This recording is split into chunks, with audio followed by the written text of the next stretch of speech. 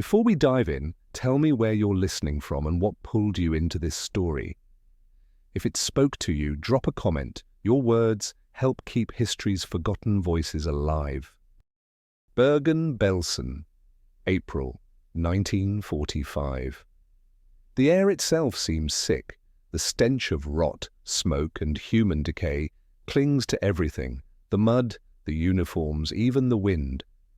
British soldiers pick their way through the camp, their boots sinking into filth, cameras clicking because words will never be enough. They find thousands of corpses, tens of thousands of survivors barely alive, and a handful of guards who still stand at attention as if discipline can disguise damnation. Among them is a 19-year-old girl. Blonde hair, pressed tunic, blue eyes that look almost calm. She doesn't look like a monster. She looks like someone who should be dancing at a village fair, not walking through hell. Her name is Irma Grese, and within months she will become the youngest woman executed for war crimes in the 20th century. The soldiers stare at her, cameras roll, and history captures a contradiction it still can't fully explain. How does a farm girl become the face of evil? How does obedience turn into atrocity? And what happens to the human heart when it's handed power over life and death? Irma was born in 1923 in Reich, a speck of a village in northern Germany where poverty was constant and conversations sparse. Her father, Alfred, was a dairy worker, strict, hard, quick to anger. Her mother, Berta, carried the weight of hunger and humiliation until one morning she simply walked into the barn and never came out alive. Irma was 13. In that kind of world, grief had no vocabulary. People didn't talk about feelings, they talked about discipline. And in Hitler's Germany, discipline was everywhere. The League of German Girls promised belonging, crisp uniforms, campfires, songs about purity and strength. For a girl like Irma, it offered something intoxicating, importance. By 16, she was fully absorbed into the new moral order, one that replaced compassion with hierarchy. She wanted to be a nurse, to matter, to wear the white armband of service. But the SS had different plans. When her nursing application was rejected, she was steered toward Ravensbrück, the women's concentration camp that doubled as a training ground for female guards. The uniform was different, but the message was the same: obedience, order, efficiency. At Ravensbrück, she learned the rhythm of command, how to shout, how to strike, how to detach. Power at first felt uncomfortable, then it became thrilling. And once you taste authority, especially when you've lived without control your whole life, it rewires something deep inside you. By the age of 19, Irma Grese wore the black boots and grey tunic of an Auschwitz overseer. She carried a whip. She decided who worked, who starved, who lived long enough to die another day. The girl who once herded cows for her father now herded women into gas chambers. She smiled while she did it. At least, that's what survivors remembered. Yet even here, amid unthinkable horror, her story isn't just about sadism, it's about how a system can make cruelty feel righteous, how youth and ideology can fuse into something lethal. She wasn't born evil, she was trained to believe that mercy was weakness and obedience was virtue. The tragedy is that she believed it completely. Auschwitz in 1943 was not just a place, it was a world built on inverted morality. Everything sacred outside those gates became a crime within them. Compassion was punished, obedience was rewarded, death was an industry. When Irma Grese arrived, she was barely out of adolescence. Yet the moment she stepped through the barbed wire perimeter, she became both servant and master in a system that thrived on absolute control. Orders were orders, and those who gave them demanded not just compliance, but enthusiasm. At first, she shadowed senior guards, women like Maria Mandel and Elizabeth Falkenrath, who had perfected the performance of cruelty. They taught her how to command prisoners with a glance, how to strike without hesitation, how to make her voice cut through chaos like a whip. Every lesson erased another piece of empathy. Witnesses later described her as beautiful and terrifying. Blonde hair, neatly braided, a pistol at her side, polished boots gleaming even in the mud. She carried a riding crop, sometimes a whip made from cellophane, and used both with a precision that suggested practice, even pride. In the women's camp, her name became a whisper, Grese, spoken with the dread of those who knew how quickly a look could become a beating, how easily a whim could turn fatal. Survivors remembered her laughing as dogs tore at prisoners, remembered her perfume lingering in the air long after the screams stopped. But what's most chilling isn't the violence, it's the normalcy that surrounded it. Guards drank coffee while men and women were marched to gas chambers. They gossiped, they flirted, they wrote letters home. Evil wasn't always a spectacle, it was routine. Irma adapted quickly. She began to imitate her superiors' posture, their tone, their habits. Power became her language, and cruelty its dialect. She learned that domination could mask fear, that authority could substitute for identity. In a regime that promised purity and purpose, she finally belonged. The young woman who once wanted to heal the sick now wielded death like a tool of recognition, and the system rewarded her for it. Promotions came swiftly, so did admiration from male officers who saw her not just as a subordinate, but as a symbol of Aryan discipline. When the Red Army advanced in 1945, the SS evacuated Auschwitz, scattering guards across the collapsing Reich. Irma was transferred to Bergen-Belsen, a camp already sinking into hell. Food was gone, water was contaminated, tens of thousands of bodies lay unburied. Typhus spread faster than bullets. There, stripped of structure and supplies, Irma didn't change course, she doubled down. Witnesses later said she continued beating prisoners, continued enforcing rules that no longer mattered, continued acting as though the Reich might still rise again. Obedience had become her only identity. And when the British arrived that April, they found her standing beside the other guards, uniform pressed, eyes steady, as if waiting for inspection. No remorse, no collapse, only composure. For the liberators, the horror of Belsen was almost beyond comprehension. But the sight of Irma Grese, young, beautiful, unflinching, was its own kind of nightmare. She forced them to confront a truth far harder than the sight of corpses. Evil didn't always look monstrous. Sometimes it smiled. April 1945. The Third Reich was dying, but it didn't die cleanly. It decayed, slowly, grotesquely, like something that had forgotten how to stop breathing. In the camp at Bergen-Belsen, the end came not with gunfire or surrender, but with stillness. The guards no longer shouted, the dogs no longer barked. The trains had stopped arriving, but death hadn't. It lingered, relentless, unbothered by victory or defeat. When British soldiers finally entered the camp on April 15th, they stepped into a world that should not have existed. The smell hit first, a stench so thick it coated their tongues. Then the silence. Thousands of corpses lay unburied in the mud, their faces hollow, their limbs stiff and tangled like broken scaffolds. Among the living, barely more than skeletons staggered through the open gates, too weak to cheer their liberation. And standing among the SS guards, pale, composed, the sunlight glinting off her polished belt buckle, was Irma Grese. She did not flee. She did not weep. She stood at attention, as if waiting for roll call. Her uniform was pressed, her boots clean, her hair brushed back neatly.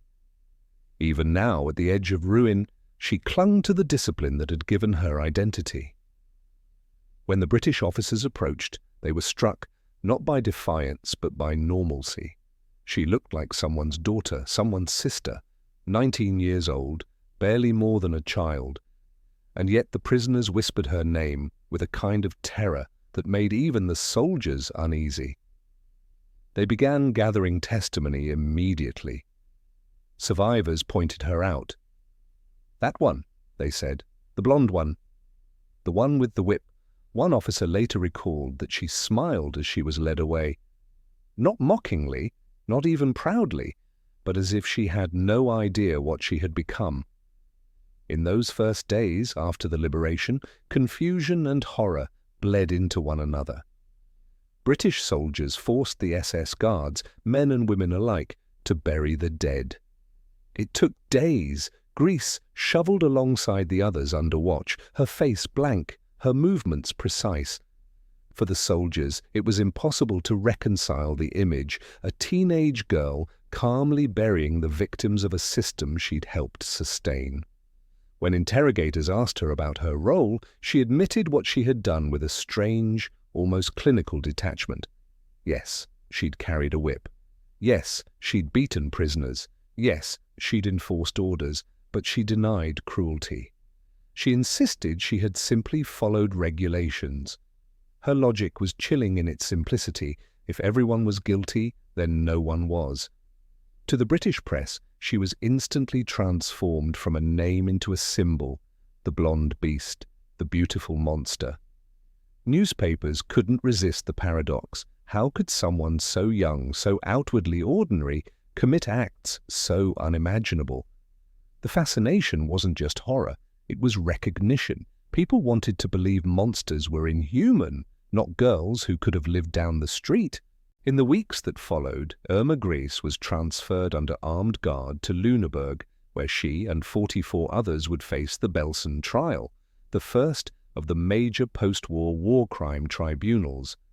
But for now, in those quiet, surreal weeks after liberation, she waited.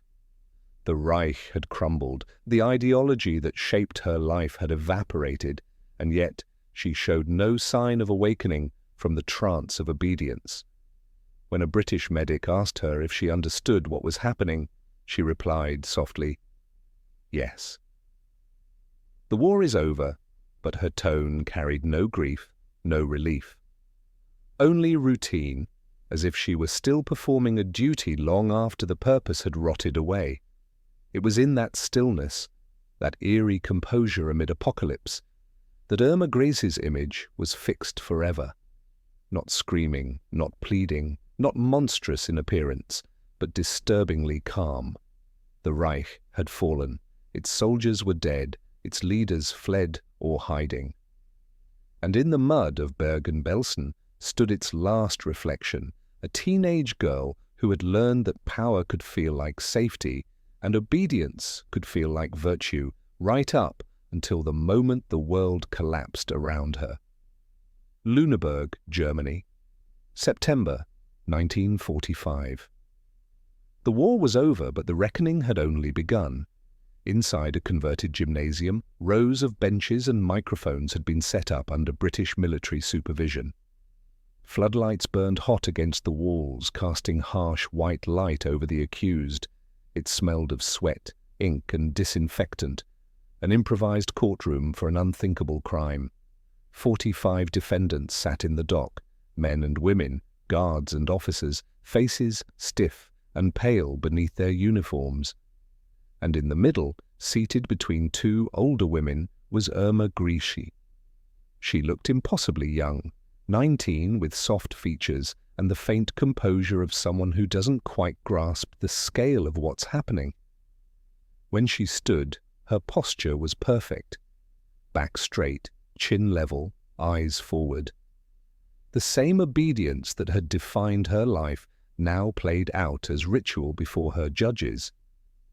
The charges read like a death list: murder, beatings, torture, participation in selections for the gas chambers, acts of brutality beyond comprehension.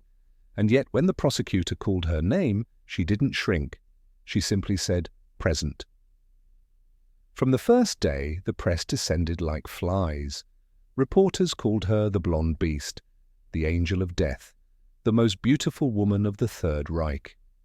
Newspapers printed her photo on the front page. Fair hair, smooth skin, a faint smile. For readers still reeling from the war, Irma Grese was an obsession. They couldn't reconcile her face with her crimes. Her beauty was treated as its own kind of evidence, a perverse symbol of corruption. As if the horror lay not only in what she had done, but in how she looked doing it. In the witness box, survivors trembled as they described her.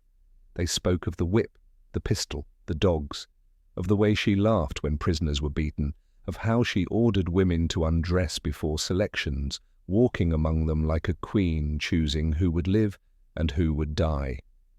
One survivor said she could still smell Grese's perfume mixed with the stench of the barracks. Another said her laughter was worse than the blows. Irma listened in silence. Sometimes she crossed her legs neatly, sometimes she stared straight ahead, as if the testimonies were about someone else. Her lawyer argued she had only followed orders. She was young, indoctrinated, trained to obey. She was a child of her time, he said, a girl born into a system that allowed her no choice. But the judges weren't moved. They had seen the photographs from Belsen. They had walked the grounds themselves. The defense of obedience was not enough. When asked if she felt remorse, Irma shrugged. "I did my duty," she said. Her voice was clear. No hesitation, no apology.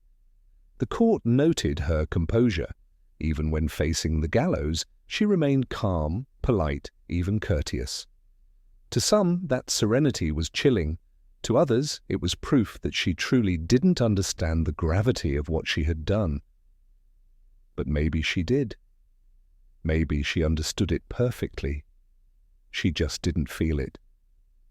Outside the courtroom, the hunger for retribution was palpable.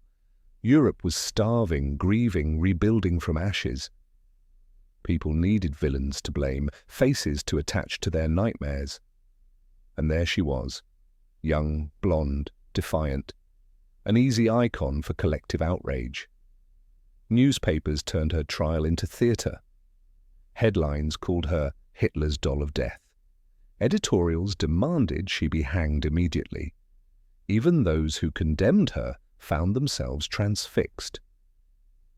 A woman committing cruelty had broken something deeper than law. She had shattered a cultural illusion that women were inherently moral, maternal, incapable of sadism. Greece's existence forced society to confront a new and terrifying truth. Evil had no gender. After 6 weeks of testimony, the tribunal retired to deliberate. It didn't take long.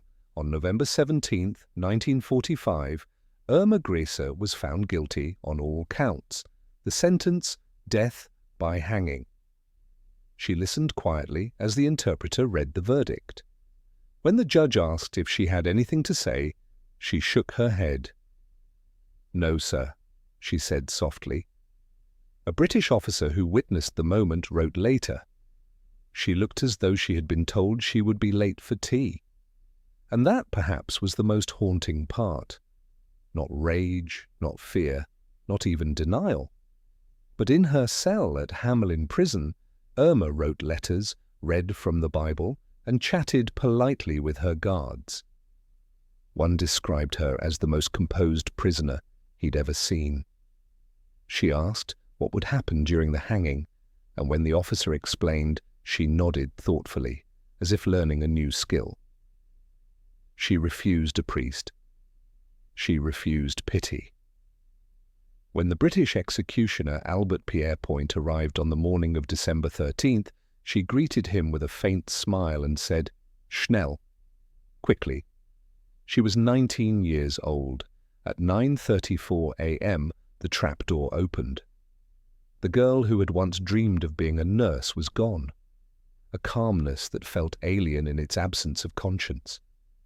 The newspapers published her photograph one last time. Not in uniform, just her face. For some, she became the embodiment of Nazi cruelty. For others, a cautionary symbol of how easily a mind can be molded by ideology. And for historians, she remains something worse than terrifying. She remains understandable. Because Irma Grese was not a mastermind, not a sadistic genius, not even particularly unique. She was what happens when obedience replaces empathy. When ideology rewires the soul. When a girl is taught that following orders is more important than hearing her own conscience. History remembers monsters because it needs to. It needs faces to put on the unthinkable, names that stand in for entire systems, symbols to make sense of the senseless. And so Irma Grese endures, not as a person, but as a mirror. After her death, the world turned her into something larger and stranger than she ever was. Newspapers called her the blonde beast, the angel of Auschwitz, the Nazi pin-up. Writers obsessed over her beauty, her youth, her femininity, as if those things somehow deepened her crimes, but in doing so, they missed the truth.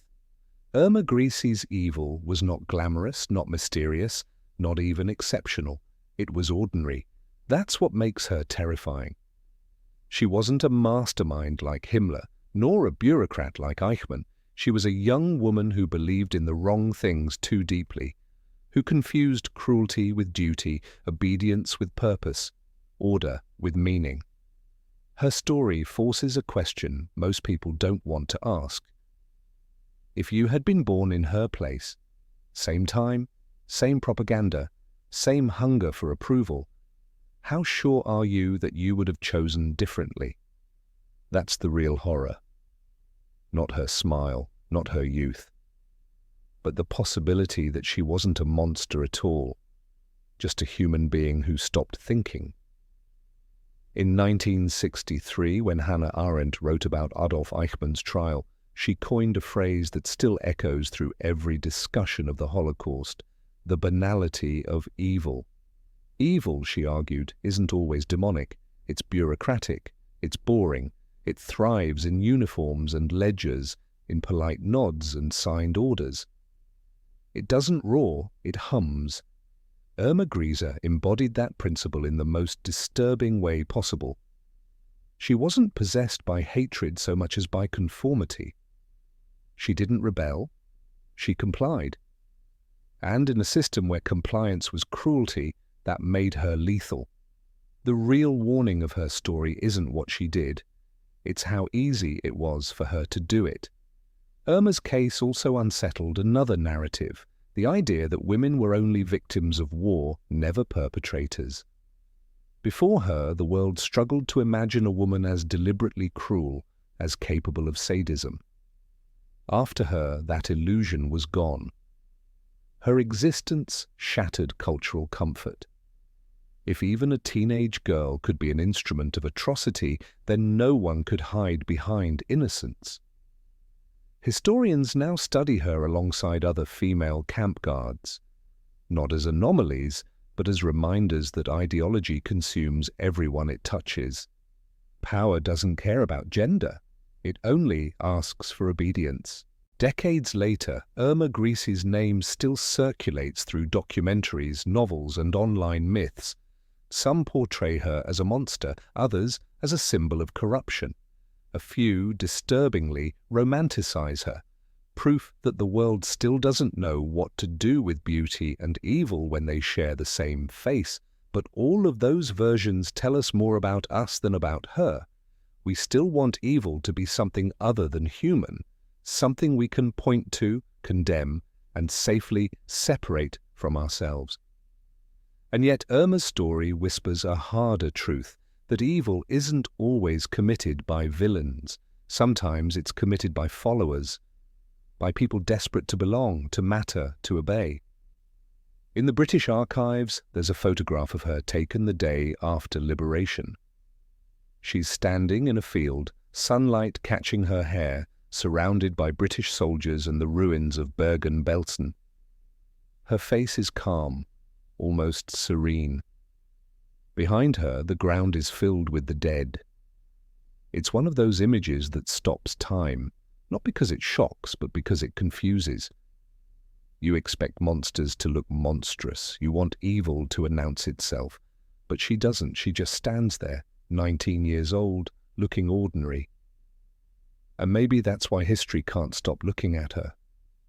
Because Irma Grese doesn't warn us about monsters. She warns us about mirrors. Every generation rediscovers her story, not because it wants to, but because it has to. Each time, the questions return. How does a nation teach its children to obey until they forget how to think? How does a person trade empathy for order? And what happens when the human heart becomes an instrument of ideology? There are no comforting answers, only reminders. Irma Grese died at 19, but the questions she embodies never age. They hover behind every uniform, every command, every time someone says, "I was just following orders." History doesn't remember her for who she was. It remembers her for what she reveals, that the line between innocence and atrocity isn't drawn by age or gender, but by choice. And in that sense, her story never truly ends. As the shadows lengthen and the stars begin to whisper, we close the pages of this ancient tale. In the hush of night, truth rests where faith once stood strong. Sleep gently now, wrapped in the echoes of empires long gone. Until next time, when darkness falls and another lullaby of a fallen world begins.